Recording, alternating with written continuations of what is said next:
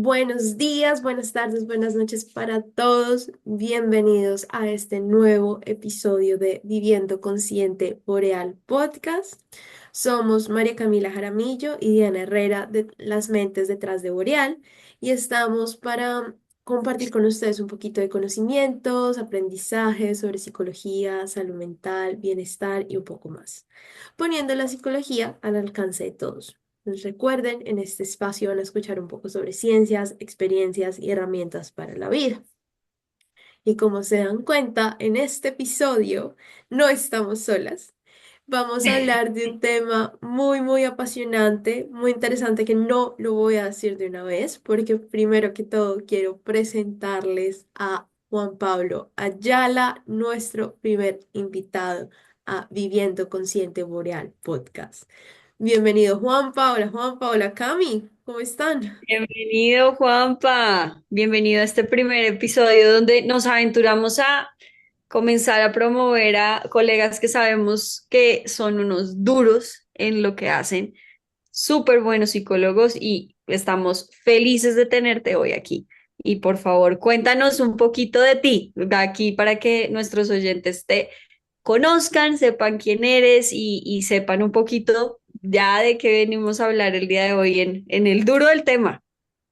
Bueno, muchísimas gracias y primero gracias por la invitación a ustedes dos, por este espacio, porque compartimos primero allá estudiando en la universidad y hoy nos podemos volver a encontrar para hablar de lo que más nos gusta y poder compartir un poquitico del conocimiento que hemos adquirido. Mi nombre es Juan Pablo Ayala, efectivamente, y estudié psicología con ustedes dos, pero estudié psicología en la Universidad de los Andes ya hace, hijo de madre, unos No hay que cuantos decir el añitos. Nos tiempo. vas No, a no hay que sentir viejos a todos. Unos cuantos añitos estudié por allá y me gradué. Unos eh, bellos años, dejémoslo ahí. unos bellos años estudiando psicología y les cuento a ustedes dos, yo entré sin saber mucho, la verdad. No tenía muchos conocimientos de a qué me estaba metiendo. Tenía la noción de que quería trabajar con personas, pero tenía la idea. Y en el proceso de comenzar a estudiar, de comenzar a conocer personas, de comenzar a entender y ver conocimientos que me hacían eco, pues fue un proceso muy bonito y que les quiero compartir y es que más o menos al final de la universidad, pues yo estaba encontrando mi lugar, pero no lo estaba encontrando. Con mi estimada Diana, Alejandra, que es una apasionada por el rendimiento y por lo deportivo, yo en esa época también estaba haciendo muchos deportes y me interesó mucho en la psicología deportiva, hice prácticas.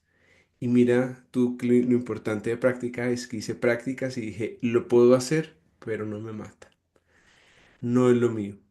Y en ese proceso de estarme buscando, llegué a unas clases finales de la universidad, ya las selectivas, asociadas a resiliencia. De hecho, sobre eso va a ser el tema de hoy. Y me encontré. Me encontré leyendo por gusto, me encontré dando más en una clase sin que me lo pidieran, me encontré sumamente apasionado por entender y entender más. Y en mi segunda práctica, que estaba asociada a la profesora de resiliencia, me encontré haciendo una práctica sumamente interesante con niños pequeños en torno a la resiliencia, pero con niños que estaban en su época de lactantes. Y eso es bien curioso sobre la resiliencia que después vamos a hablar. Era haciendo el cuidado, estaba haciendo las veces de cuidador con unos niños chiquiticos de una institución de cuidado para niños que están en proceso de adopción o restitución de derechos. Y, Wow. y es así, y ese tema de resiliencia, con ese cuidado a esos niños que están en esos procesos, me encontré sumamente apasionado leyendo sobre resiliencia, entendiendo cómo la resiliencia de chiquito, de medio chiquito, adolescente, de grande, de papás. eh, y mis compañeros decían, venga, este man está loco leyendo así, como preguntando. Y cuando me encontré en ese lugar, dije, me encontré. Y esa profe me dijo, oye, pues si quieres seguir ese camino, el camino de la psicología clínica. Y dije, creo que me suena mucho, creo que me hace eco, creo que va conmigo. Sí. Y ahí entendí que pues lo deportivo era lo mío personal, pero lo clínico era lo mío profesional. Y nada, continué y seguí estudiando. hice una maestría en la Universidad Javeriana de Psicología Clínica con enfoque sistémico, pero entendiendo como los límites del enfoque y las bondades de otros enfoques sin ser una panacea, pero sí entendiendo como lo fructífero que pueden dar distintas miradas sobre la psicología y viéndolas de forma crítica. Ujú. Y bueno, ahorita atiendo de forma virtual y sumamente apasionado sobre la psicología clínica y bien acompañado con ustedes dos para entenderla de forma profunda. Espectacular. Y yo voy a echar acá a Juan Palagua, porque es que estábamos en clase de resiliencia en un horario espectacular de 5 a 8 de la tarde los miércoles y no había quien callara a este hombre a veces. O sea, las intervenciones espectacular, los trabajos espectaculares. Me acuerdo que todos terminamos llorando algunas cuantas veces en clase, pero este caballero, decirle como, hey, dude, ya, párala, está bueno. Era siempre el Muy reto. contento, muy feliz.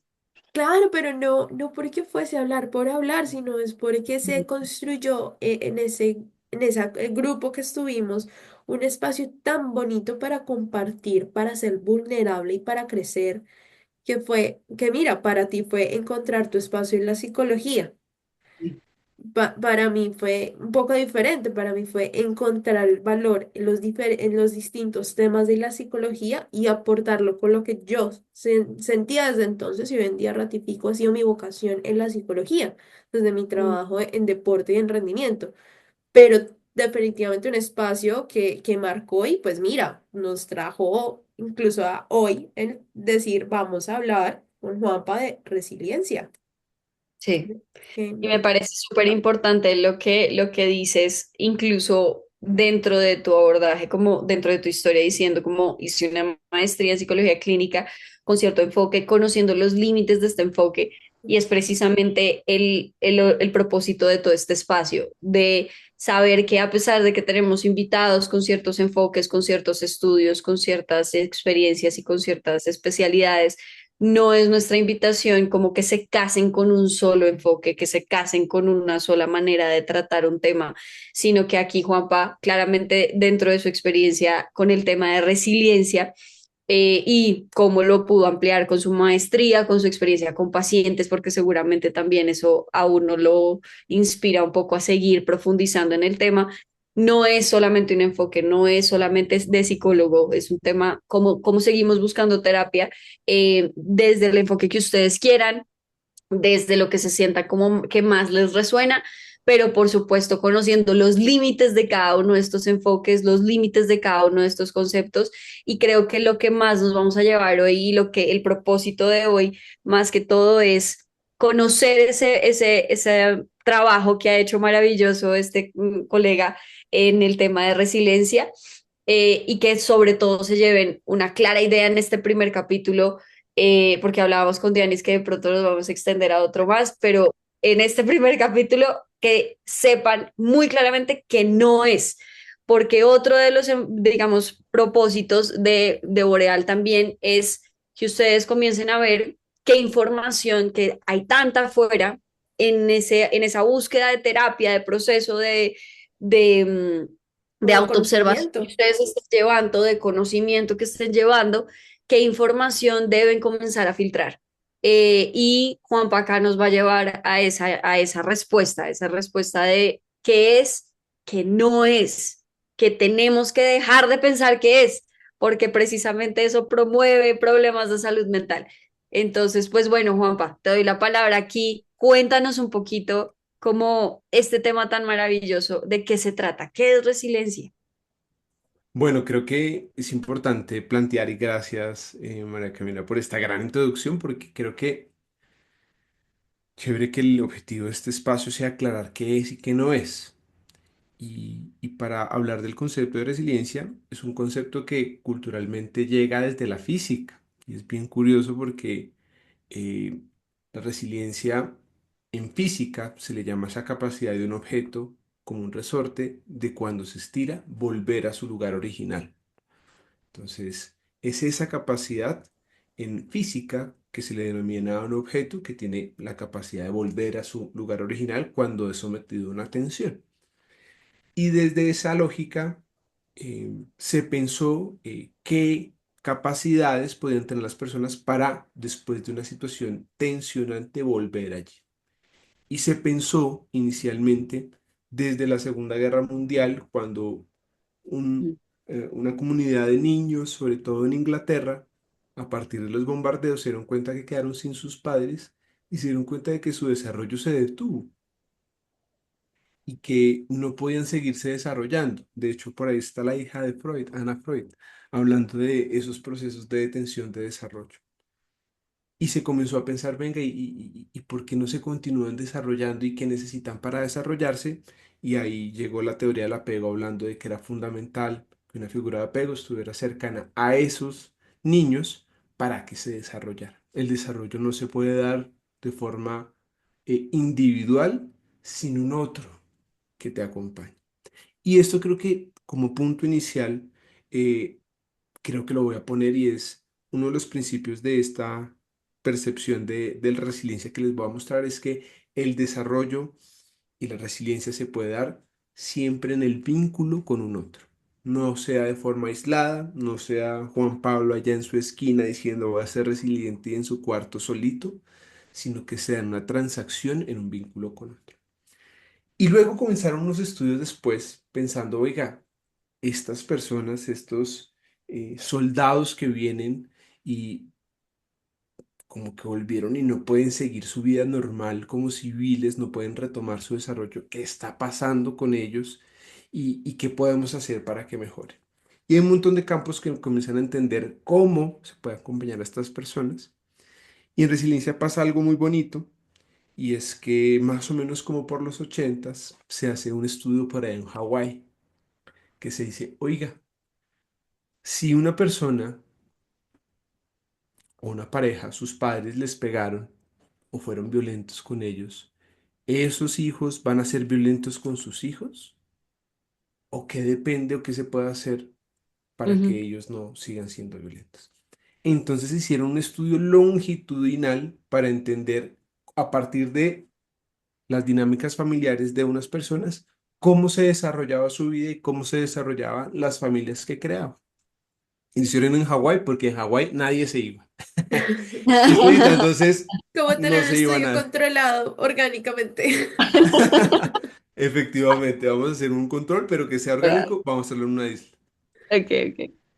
Y fue muy interesante porque vieron que si bien muchos habían vivido situaciones violentas en sus familias, eso no implicaba que en el desarrollo de sus vidas y en la crianza de sus hijos o hijas iban a ser violentos. Entonces no hay una correlación directa entre violencia en la infancia y violencia intrafamiliar cuando ya eran esas personas grandes. Dijeron, oiga, ¿y esto por qué se da? ¿Cómo así que cambió en el contexto para que esas personas no estuvieran repitiendo los procesos de sus antecesores o de sus experiencias infantiles? ¿Qué les permitió afrontarlas de forma distinta? Entonces comenzaron a recopilar datos del contexto, de cómo se habían desarrollado, qué había cambiado, y se dieron cuenta de que no había una correlación directa. Y ya en los años 90 comenzó a haber un boom en la concepción de resiliencia y dicen, oiga, este es un concepto importante y vamos a hablar de resiliencia individual, resiliencia familiar, resiliencia social. Mi hermano que estudió finanzas me habló de resiliencia financiera y comenzó a haber un boom de investigaciones en torno a esa pregunta sobre la resiliencia. Pero el primer problema interesante fue, bueno, ¿y cómo definimos esto? ¿Esto qué es? Y hay dos Claro. vertientes grandes para que las tengamos presentes. Bueno, digamos tres, vamos a incluir la que no es. Ay, bueno, me Sí, encanta, sí. Todo, buenísimo. todo entendido como un proceso en conjunto, ¿no? O sea, hasta aquí lo que me llevó un poquito, Juanpa, es como esa capacidad para tú también em, mirar dentro de ese desarrollo de resiliencia la curiosidad de, oiga, los seres humanos no somos necesariamente lo que nos enseñaron. Tenemos esa capacidad de desaprender, tenemos capacidad de elegir algo diferente, como que va por esa idea, siento un poquito, Sí. y creo que también ahí mencionabas el tema de cambio. Claro, cuando tú lo ves como un tema de física, volver a su posición original, lo primero como psicóloga que yo pienso es como, eso no es posible en un ser humano. Sí, ¿sabes? Como que pienso, no sé Sí. si habíamos pensado los tres en esto, como, por eso es que no somos cosas, somos, o sea, volver Sí. a cierto punto, pero bueno, es un poco como si que nos lleves a eso. Entonces ahí, ¿cómo serían esas definiciones? ¿Cómo No, serían esos enfoques? tú dices Serían- tres. Yo quiero ir haciendo cuenta. Aproximación número uno de resiliencia. ¿Cuál sería? Hay una aproximación angloparlante y dado que una Alright. compañera nuestra está en Inglaterra, entonces está muy asociada a ese lugar, pero también está asociada a los Estados Unidos. Ok. Y es una definición del I can, ¿no? You can, we can. Y es una definición que está asociada a cómo una persona o una familia, porque hay una definición súper bonita de la familia también, es capaz de afrontar una situación retadora para su contexto y cómo utiliza sus recursos para afrontarla y superarla. Esa es la Ok, definición angloparlante de la resiliencia. Ok. ¿Y en qué se diferencia de una situación, digamos, no tan difícil? Y es que la situación tiene que ser lo suficientemente difícil para que hablemos de resiliencia y que claro, esas habilidades de Mm, afrontamiento permiten sobrepasarlas. claro. Y en ok. esa definición hay que entender qué es difícil para esa familia, qué no es difícil, en qué tiempo sucedió, qué tan grave fue. Distintas definiciones, pero lo vamos a dejar ahí. Ok. El Hay contexto. otra definición que es la francófona. Ok. Y viene de unos estudios que asocian la etología, la neurología, la psicología, para definir y entender este concepto, la sociología de resiliencia. Y, y la toman diciendo, y es una definición sencilla, es resiliencia es retomar el desarrollo después de una situación traumática. Ok, Mm, Es una perspectiva evolutiva de desarrollo, ¿no? Entonces, retomar el desarrollo después de una situación traumática. Viene la pregunta, ¿qué es una situación traumática? Pero ok. además, ¿cuáles son las condiciones necesarias para retomar el desarrollo? Y ahorita voy a profundizar porque esa es mi concepción de resiliencia y hay distintas partes, pues retomar el desarrollo después de una situación traumática. Esa me parece bellísima porque establece como que nuestro estado natural es en desarrollo. Ujú. O sea, lo natural en el ser humano es el cambio constante, el aprendizaje constante y de qué manera cuando tú frenas ese cambio, frenas ese aprendizaje, frenas ese desarrollo, pues ahí comenzamos a hablar de resiliencia. ¡Wow! Y es bonito porque toma distancia de esta concepción del resorte que vuelve a su lugar original. Eso te iba a decir, yo no veo la idea del resorte planteada en esta definición, como que me muestra una evolución total de por allá, esa vaina surgió en física, que es visualmente espectacular para compartirlo con alguien. O sea, uno coge un resorte, pin, bellísimo para el ejemplo. Pero en esto, tú ya nos hablas del ser humano social, de la transformación, del constante movimiento. Y a diferencia de la física y el resorte, acá nos hablas ya del cerebro y del Claro, funcionamiento del cerebro. claro. Y definitivamente no te vas a escapar de explicarnos esa partecita. Pero quizás antes de darle paso a esa línea de profundización, ¿cuál es esa tercera aproximación que nos decías? Bueno, yo estaba pensando antes de decirte la tercera y en ese retomar el desarrollo, hay una concepción en biología para que se Ok. hagan una imagen los que están o viendo o escuchándonos. Y es esta concepción de retomar el desarrollo es lo que pasa después de un momento en el que o hay un gran incendio o hay una gran helada en un contexto en donde quizás la vida vegetal que había ahí muere, se va. Pero en ese contexto, cuando vuelve a resurgir la vida, no resurge de la misma manera, no resurgen las mismas plantas, no resurgen eh, la misma vida vegetal ahí. Ahí resurge algo distinto. Claro. Y esa concepción biológica de la resiliencia, que es más hacia la biología, es la que está más asociada hacia lo que yo creo que es resiliencia desde lo francófono y es es un retomar el desarrollo, pero no es lo mismo, no es desde el mismo lugar, no es la misma persona. Entonces, se los dejo ahí como desde la biología, ahí siempre con vegetales ahí al fondo, biología, listo. Ella. ¿Qué no es? Y esto es una pregunta importante. ¿Por qué? Porque desde los 90 yo creo que hasta sobre todo también en pandemia, se pensó que resiliencia era adaptarse simplemente a una nueva realidad y mostrarse de forma contenta frente a una situación difícil y poner buena cara, ¿no? Como Uf, Ugh, me uf, positivismo. qué sacaron, dolor. me sacaron del trabajo, yo puedo. Y ese proceso, digamos, de un bienestar forzado, de Sí, una conceptualización de un bienestar que viene casi que desde una imitación, un Sí, fingimiento hacia afuera, que es ponerle cara buena a las cosas difíciles que pasan. Y ese proceso como tan aparente, casi como una portada en donde se pone buena cara ante momentos difíciles y decir, no, hay que ponerle buena cara a los momentos difíciles y hay que sonreír y hay que ser feliz y hay que disfrutar la vida y eso es resiliencia y vivir el día. Es peligrosa claro. porque no comprende todos los procesos difíciles que suceden y pueden suceder, como lo poníamos en las dos primeras definiciones, o en una situación muy difícil o en una situación traumática y las implicaciones psíquicas, fisiológicas, es decir, corporales y psicológicas de esa experiencia, lo que implica para la adaptación a la vida cotidiana, lo que implica culturalmente esa concepción, por ejemplo, cuando suceden las masacres, qué implica socialmente eso y cómo se puede hacer un proceso de sanamiento de esa situación y qué lleva y qué implica y que no simplemente es poner una sonrisa. Lo que no es resiliencia es ponerle una cara bonita a las situaciones difíciles. Es decir, de aquí para adelante vamos y vamos fuerte hacia adelante. Hay que mirar hacia adelante, no hay que mirar hacia atrás. Eso no es resiliencia. ¿y No eso qué es, vendría a ser? no es negación, no es evitación, no es supresión del malestar.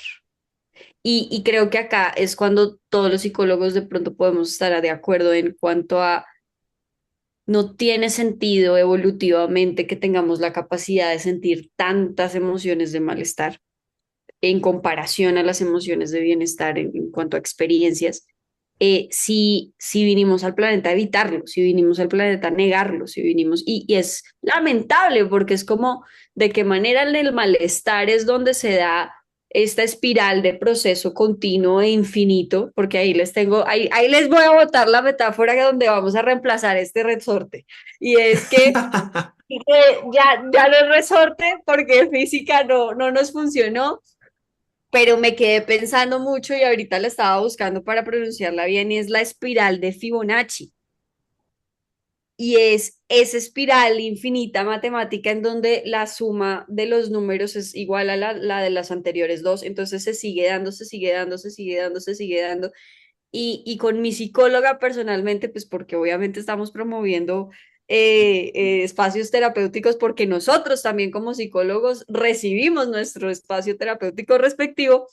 Ese es el estado natural del ser humano y es como cómo continuamos en esta espiral de evolución infinita que no tiene fin y que cada vez va cada vez más profundo, ¿no? Por eso es que a mí personalmente me fascina envejecer. Hay gente que no le gusta crecer, no le gusta saber que tiene más años que el anterior. Y es como, estoy más profundo. Todavía me falta, obviamente, muchísimo, pero estoy más profundo. Hay cosas que son más profundas. Ya mi vida tiene un sentido un poquito más que el anterior año, ¿sabes? Que el anterior mes, que el anterior día. Entonces creería que va por ese lado. Entonces lo que no es positivismo No es ponerse tóxico. esa máscara para Exacto, fingir, como ocultar al mundo que ese trauma, esa situación traumática pues, tuvo lugar. total. Y al escucharte, Juanpa, en las diferentes definiciones, tú mismo elicitabas la pregunta de, bueno, ¿qué es trauma o qué es una situación lo suficientemente traumática para que demos cabida a hablar de resiliencia? Y ahí Ujú. te tendría que decir, bueno, entonces, ¿qué es y qué no es trauma? Porque hoy en día también se popularizó la palabra trauma y un montón de discursos asociados y muchas veces eso ni siquiera es necesariamente el trauma como se entiende en este contexto de resiliencia. Sí. Gran pregunta y creo que es importante definirlo para que las personas lo tengan presente.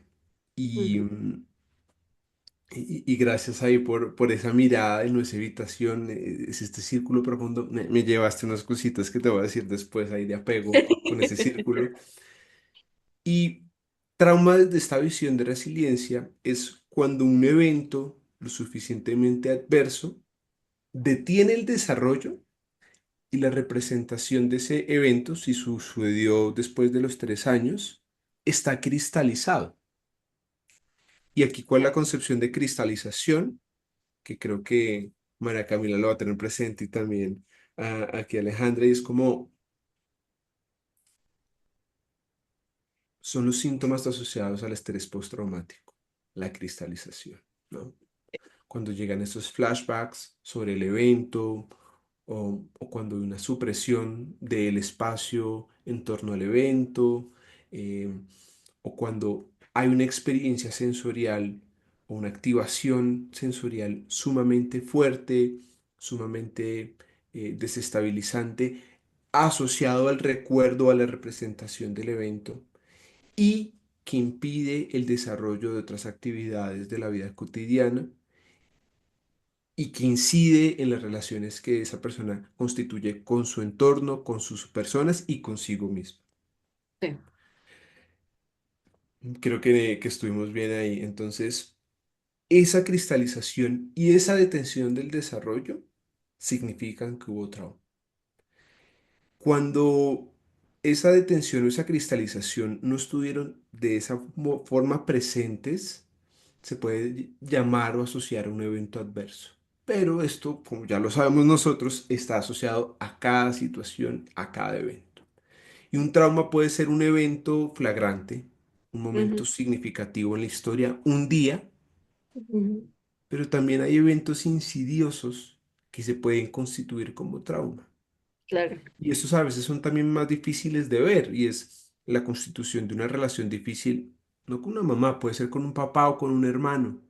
Ujú. Eh, el bullying en el colegio, que puede ser sostenido durante mucho tiempo, Sí. o una relación asimétrica de pareja, en donde una persona continuamente y durante mucho tiempo estuvo situada en un lugar de desprecio, de no respeto afectivo, de no responsabilidad afectiva. Entonces puede ser un evento flagrante de un día, una situación, un secuestro puede ser, pero también puede ser un evento insidioso de una relación que se mantiene en el tiempo y que va afectando la representación que tú tienes de ti mismo. Y eso en la memoria no es tan fácil de identificarlo, porque cuando es insidioso, tú no Claro. identificas un momento. Te toca hacer un proceso reflexivo de entender qué es lo que te pasó o lo que estuvo pasando y lo que te hace sentir, cómo te hace sentir. Entonces, más o menos van estas dos, esta definición, ¿cómo la ven ustedes? Sí, yo creo que de pronto en el tema de trauma, que me encanta, así como tú de resiliencia, yo conecté con trauma, o sea, Ajá. la vieja que no se callaba en las clases de trastornos de ansiedad, trastorno de estrés postraumático, la mujer que mejor dicho participaba al 100. Porque claro, lo que yo entendía como trauma era un tema de algo sucedió que fue difícil y para esa definición de dificultades porque mis habilidades en el momento en el que sucede no alcanzan para enfrentar, para procesar, para entender, para traspasar y vivir ese momento.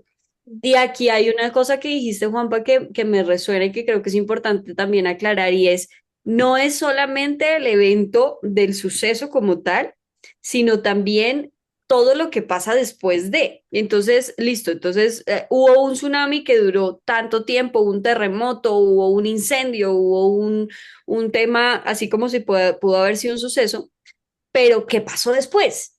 ¿Quién llegó a rescatar? ¿Qué sucedió después? Pude encontrar a mi familia, que es ahí donde estamos nosotros en todo el tema de intervención en crisis, cómo esa importancia de esa primera atención cuando se trata de un suceso, como lo es un abuso sexual, como lo es un robo, como lo es un tema, digamos, un poquito más cercano a un desastre natural, como esa primera aproximación a una terapia, por favor, O a la esto denuncia. lo acabo de vivir, o a la denuncia, o sea, ¿cómo hacemos para que en ese momento que tú acabas de vivir este proceso, no lo calles, no lo guardes, sino que es el momento para tratarlo, es el momento para que al otro día tú ya vayas a buscar una ayuda terapéutica y ahí se va a ayudar muchísimo a todo el desarrollo de un trastorno de estrés postraumático muchísimo más grande. Yo nunca había hablado del abuso sexual, nunca hablé del robo, nunca hablé de ese suceso en donde sufrí violencia física. ¿Y cuántos años han pasado? Entonces, ¿de qué manera? No es solamente el suceso, sino qué pasó después y cómo pudiste o no pudiste contar con ciertas herramientas de ayuda externa o tú mismo buscarlas para que este trauma sea o así de grande o así de como más delimitado. Tú ibas a decir algo, Alejita. Veo, y a mí la forma en la que más en la vida me ha llevado a comprender el trauma es esa situación donde se va desarrollando, no es un solo momento, no es un solo evento, sino la importancia de entender cuando es sostenido, cuando es tu entorno, cuando es tu situación socioeconómica, tu situación cultural, en la manera en la que migraste, la, las oportunidades y toda esa interacción, como no solo en el contexto, sino en la cultura, y es lo importante ahí cuando tú dices cómo definir el trauma y cómo en ese acompañamiento brindar la posibilidad de hacer las preguntas necesarias para explorar y entender que el trauma no tiene que verse así de bien delimitado, sino que Claro. puede ser de una manera abstracta y es la misión de quien acompaña el proceso, ayudar a la persona a descubrir, bueno, este trauma no se ve igual para todos y no tiene los mismos componentes para todos. Y es ahí donde decimos, es que por eso, incluso la resiliencia se ve diferente para cada persona. Yo acá tengo una Listo. pregunta, Juanpa. Yo necesito que me respondas esto. Me emocioné. Me emocioné. Bueno, si yo tengo un trauma que puede ser un suceso, como un momento específico, y tengo un trauma que puede ser un poquito más periódico, el bullying, Ok. ¿sabes? El bullying, lo que Ujú. hablaba, es que apenas Aleja dijo la palabra como situación económica durante mucho tiempo, ¿sabes? De escasez Sí, durante mucho tiempo. la ¿Qué pobreza. papel juega la resiliencia ahí en cuanto a yo haber normalizado eso como algo Como la que debe, realidad. como la realidad? Eso es lo que Mm. debe ser. Los seres humanos nos expresamos amor a partir de violencia sexual. Mis primos lo hacen, mis papás lo hacen, yo lo hago. Me enseñaron que eso es una expresión del afecto. ¿Qué papel juega la resiliencia en un proceso de trauma sostenido? O sea, claro, siento que de pronto en un evento puntual es muchísimo más como práctico, no sé si fácil es la palabra, seguramente no, pero como sí, como más orgánico decir, oiga, esto no es normal, esto yo tengo que, esto no, esto se sale de mi cotidianidad, pero cuando es algo, pues a mí toda la vida me han hecho bullying, a mí toda la vida he vivido en un tema de escasez económica, toda la vida he vivido en cuanto a ver abuso sexual en mi familia, en mis O amigos, siempre en mis... crecí desde el abandono de mis padres. Exacto, como que esto se mueve en mi sociedad. Ay, ¿cómo juega la resiliencia? Yo necesito entender esa parte, por O favor, incluso cuenta. que definan esto como trauma aquella persona que Claro, lo experimentó. normal. O Ahí. sea, como así? Esto es trauma, pero esto no debería pasar. Y aquí hay algo muy bonito que tú planteas, Y de hecho me puse contento de más acercar. Algo muy bonito que tú planteas y es, hay tres momentos importantes en el análisis y la conceptualización que se ha hecho de la resiliencia. Ok, El antes de la situación traumática, Ok. el durante, la constitución, cómo se dio. Y aquí tú puedes hablar de la diferencia de un evento, un evento flagrante, grande, o un evento insidioso, una constitución de un vínculo de una manera, sí, y el después, cuando ya ese espacio no estaba. Y por ejemplo, yo a veces pienso en Colombia, yo digo, en Colombia a veces estamos. No es que estemos en un post, no, nosotros estamos y muchos están, ¿no? Entonces, total. hay un análisis de el antes, el durante y el después. Y en el antes hay unos análisis bien interesantes y es cuáles son los factores de protección, los factores de vulnerabilidad que hay en el desarrollo de esa persona. Y ahí Claro. volvemos a Konrad Loren y esos momentos significativos en el desarrollo que generan factores de protección, ¿no? Y aquí incluso vamos a ir a lo neuronal o al apego. En ese momento antes, tú llegas a un mundo, ¿no? Y primero hay uno calientico en agua, en el útero, y sale un mundo constituido de palabras que uno no entiende, pero constituido de sensorialidades, ¿no? Es un mundo de sensaciones. Y Sí. durante los primeros 3 años, que aquí en Colombia le llaman de los 0 a los 1000 días, pero yo me encanta decirle de los 0 a los 1000 años, ¿no? Pero los 0 a los 1000 días. Es un momento sensible del desarrollo que no define tu vida, pero en el que se constituye, sobre todo, el estilo de apego que tú desarrollas con tus figuras de apego. No con mamá, que eso fue lo que Volpi nos dejó, pero está en una época bastante importante de la vida, ahí en la OMS en los años 60 con tus figuras de apego. Entonces hay unos factores de protección que, por ejemplo, es interesante observar y es cuáles son las habilidades y capacidades que tienen esos cuidadores para responder a las necesidades de ese bebé. ¿Cuántas personas y vínculos de apego hay al servicio de ese bebé, ¿no? O de esa bebé? Eh, ¿Cuáles son las condiciones económicas que tiene ese entorno de cuidado para responder a ese bebé? ¿Cuáles son las condiciones culturales que hablan sobre el cuidado del bebé? Entonces hay unas ideas que pasan, decía, no me lo alce porque me lo malacostumbra. Es que hay Ay, que dejarlo llorar para que agarre como fuercita, ¿no? Y cómo el contexto acepta o no acepta esas ideas culturales que se pueden transformar, ¿no? ujú, Y en un contexto también cronológico, que por ejemplo, si hablamos por ejemplo de la Franja de Gaza, ser un bebé allí en este momento es una situación vulnerable. Por más factores buenos que haya en la familia, si hay factores económicos que te permiten viajar, ok, ese factor te ayudó, pero todos esos factores, ahí claro, estamos con los sistemas de Bonfen-Bremen, inciden en el desarrollo de esos factores de protección o vulnerabilidad. sí, Y en torno a esos factores de protección hay uno muy importante que se ha analizado mucho y es el estilo de apego y la capacidad económica de la familia.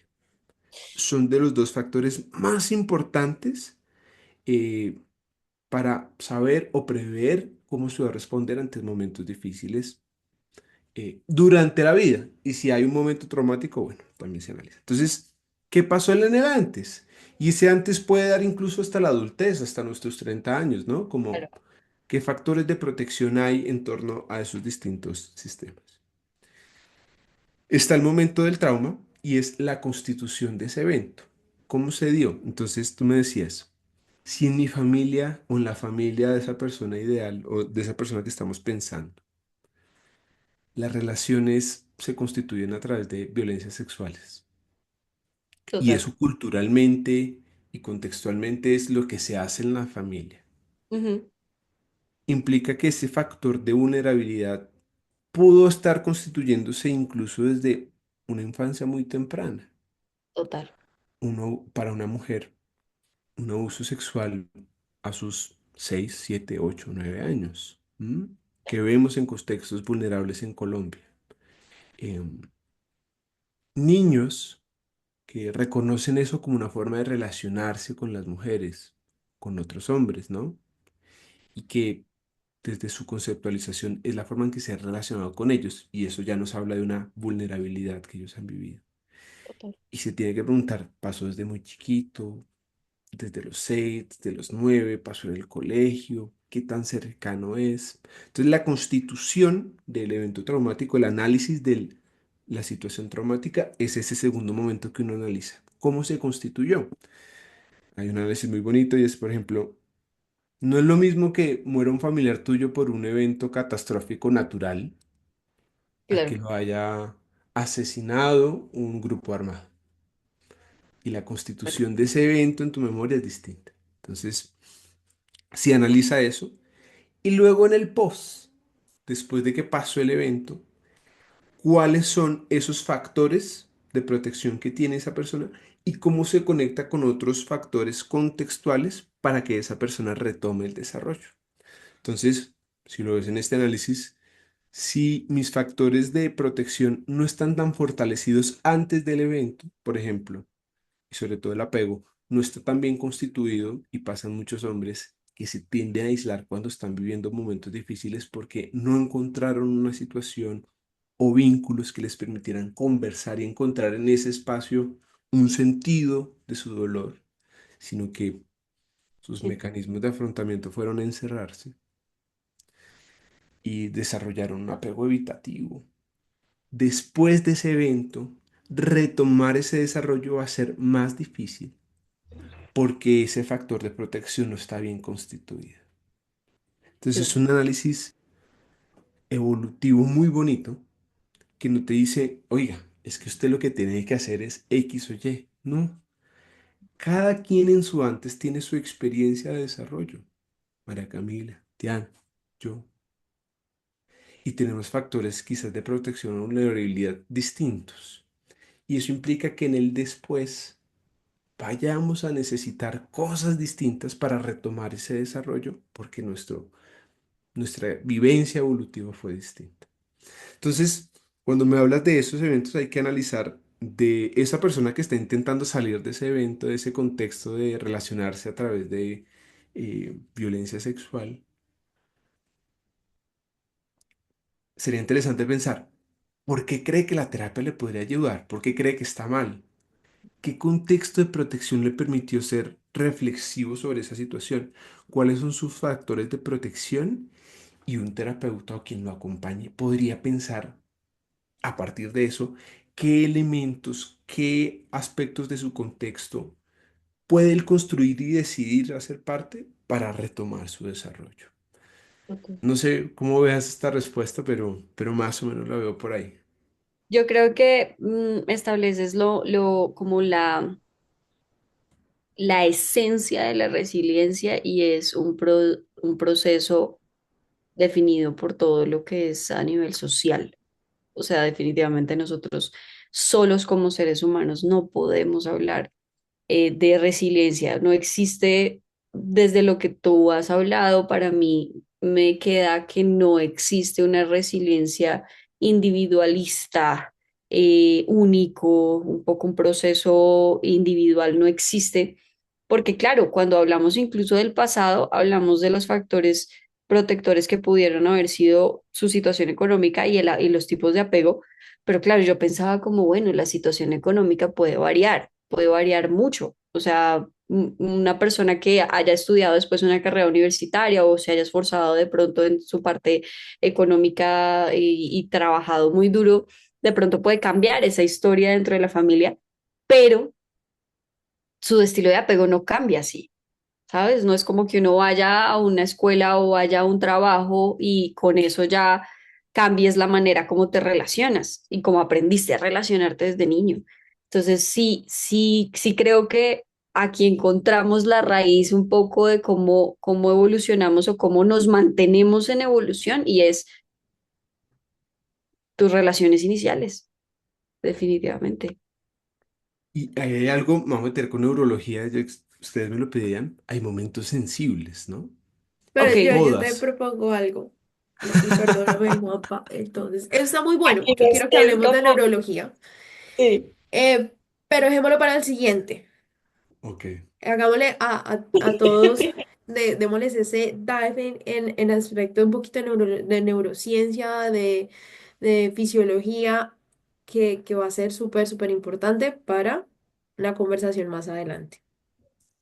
Me encanta. Sí, de acuerdo. Esto amerita un siguiente capítulo, Juanpa. Te vamos a seguir sacando toda esta información maravillosa que tienes, porque definitivamente es muy interesante lo que nos estás contando y queremos seguir pues ahondando en esto. Y si estás de acuerdo, en nuestro próximo capítulo seguiremos hablando entonces de resiliencia a nivel neurológico, qué es lo que pasa biológicamente, cómo lo podemos entender, si te parece bien. ¿Mm? Súper encantado, quedé con ganas de hablar. Ojalá nuestros oyentes también hayan quedado con ganas. Escuchen este segundo episodio. Seguramente está buenísimo. No lo hemos grabado, pero seguramente va a estar buenísimo. Este se va a ver para nosotros como un break de 5 minutos, para ustedes una semana de descansito para continuar Listo, esa bella conversación de resiliencia. Gracias. así será. Gracias.